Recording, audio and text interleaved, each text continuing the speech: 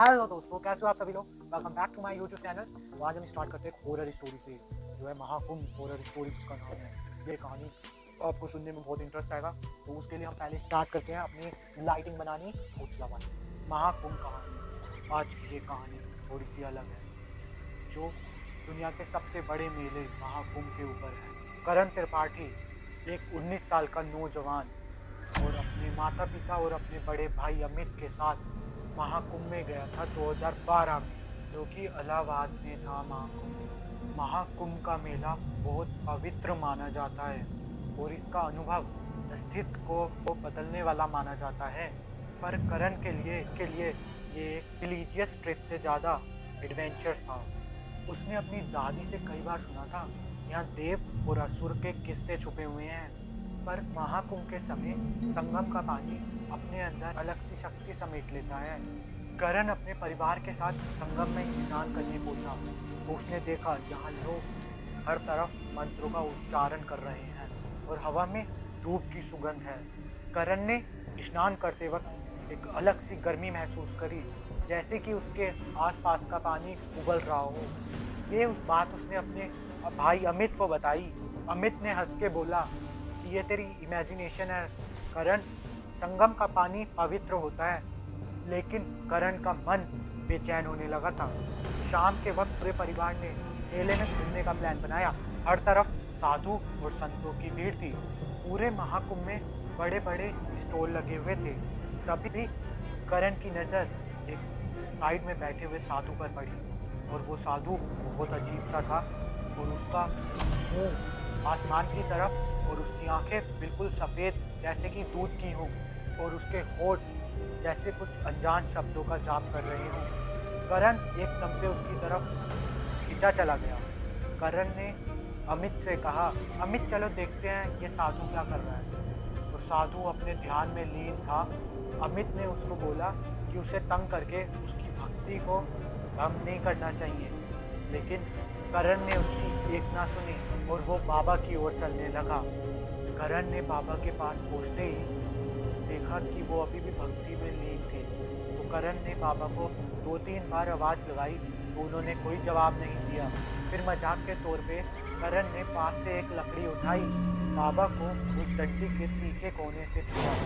बाबा की आंखें एकदम से खुली और करण की ओर गई। करण को लगा कि बाबा उससे गुस्सा हो गए हैं, और उन्होंने मुस्कुराते हुए करण को देखा और कहा, आ गया तू, मुझे तेरा ही इंतजार था।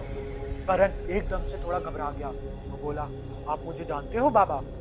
इस बात का उन बाबा ने कोई जवाब नहीं दिया। बस उन्होंने अपने गले से एक माला निकाली, उनके हाथ में रख दी और बाबा ने कहा, ये ले, रात को इसको गले में पहन के सो जाना और कल तुझे सारे जवाब मिलेंगे। करण ने बिना कुछ सोचे वो माला ले ली और वापस अपने परिवार के पास आ गया। उस रात करण ने माला पहनकर सोना शुरू किया, और जैसे ही अपनी आंखें बंद करी, उसके सपने एकदम अजीब और खौफनाक हो गए। उसने देखा कि वो एक खूंखार बड़े जंगल में खड़ा है और उसके आसपास बड़े पेड़ हैं जिनमें आग लगी हुई है, और उस आग से पूरा आसमान लाल हो गया है। और उस जंगल में एक गहरी आवाज़ गूंजने लगी, जैसे कोई उसका नाम पुकार रहा हो। वो आवाज़ धीरे धीरे उसके पास आने लगी और एकदम काले साए के अंदर उसके सामने आके खड़ी हो गई, और उस साए की भी आंखें लाल थी। उसने अपनी पतली उंगली से कौन की तरफ इशारा किया। साए ने करण से ये कहा, मुझे लेने आया था, अब तेरे साथ चलने का समय आ गया। साया करण के अंदर ही समा गया। करण चिल्लाते हुए नींद से उठा। उसकी शर्ट पसीने से गीली हो चुकी थी। उसने माला को देखा, जो एकदम गर्म उबल रही थी। करण ने उस माला को निकालकर तुरंत जमीन पे फेंक दिया और फिर चादर तान के सो गया। फिर अगले कुछ दिन त्रिपाठी परिवार में कुछ अलग अलग घटनाएं होने लगी। जैसे करण के पापा के कपड़ों की दुकान में शॉर्ट सर्किट होने की वजह से आग लग गई। उसके भाई अमित को जॉब से निकाल दिया गया और उसकी माँ की तबीयत अचानक से खराब रहने लगी। इसी बीच करण एक दिन अपनी अलमारी साफ कर रहा था और सफाई करते वक्त उसके होश ही उड़ गए। उसको अलमारी में वही माला मिल गई जो उस दिन करण ने ज़मीन पर फेंकी थी। तो इस बारे में उसने अपनी मम्मी से बात की, तो उन्होंने बताया कि ये माला उन्होंने ही संभाल कर अलमारी में रख दी थी। और करण को यकीन हो गया था जो कुछ भी हो रहा है वो सब उस माला की वजह से ही हो रहा है। उसने इस बार माला को कचरे के डिब्बे में जाकर फेंक दिया। अगले ही दिन करण अपने कमरे में लैपटॉप में कोई शो देख रहा था, तो उसे ऐसा महसूस हुआ जैसे उसके ठीक पीछे कोई खड़ा है। तो फिर करण ने पीछे मुड़ के देखा तो वहाँ कोई नहीं था। तो फिर करण ने आगे मुड़ के देखा तो फिर कमरे के एक कोने में कोई लाल आंखों वाला साया खड़ा था जो कि उसने सपने में देखा था। उसे देखकर करण इतना डर गया था कि उसकी आवाज़ ही नहीं निकल रही थी। वो काला साया धीरे धीरे करण के करीब आया और बोला, संगम वापस आ जा। करण चिल्लाते हुए अपने भाई के रूम में भागा और घबराते हुए बोला, अमित, वो साया वापस आ गया है और मुझे संगम बुला रहा है। अमित को करण की बात समझ नहीं आई। उसने उसे समझाया कि ये सब करण का वहम है और वो उसे कल सुबह मंदिर ले जाएगा, जिससे शायद उसका डर दूर हो जाएगा। और करण उस रात सहम गया था और अगले दिन वो बिना किसी को बताए बस में बैठकर इलाहाबाद के लिए निकल गया। बस रात को चाय पीने के लिए रुकी। चाय पीकर जैसे ही करण ने वॉलेट निकालने के लिए अपना बैग खोला वो उसकी रूह कांप गई। करण के बैग में वही माला पड़ी हुई थी।